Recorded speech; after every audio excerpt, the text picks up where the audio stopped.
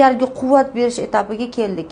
Lekin jigarga quvvat berishdan oldin, biron bir oziqlantirishdan oldin eng avvalambor tiqilmalarni tozalab olamiz. Bunda bizga eng mukammal tozalov bu tilla tagidan qon chiqarish bo'ladi. Qanchalik meditsina bu narsalarni inkor qiladi, qanchalik bu narsaga negativ yozadi, lekin bu narsa 2000 yil oldin isbot qilingan tibbiyot bo'ladi. 100 yillik meditsina bilan 2000 yillik tabobatni hech qachon solishtirib bo'lmaydi. Bu isbot qilib bo'linib, amaldan o'tib natija bergan metodikalarni ishlatyapmiz. Hozir mana Xudo xolisa bugun tozalab, tez kunda o'sha yarani bitgan joylarini, umumiy holatlarini yana ham sizlarga yoritib ketamiz. Hozir biz til tagidan mana qon chiqarib tozalab tashlayapmiz. Qanchalik mukammal muolaja, qanchalik mana shular. Keyin yaqinroq ko'rsat.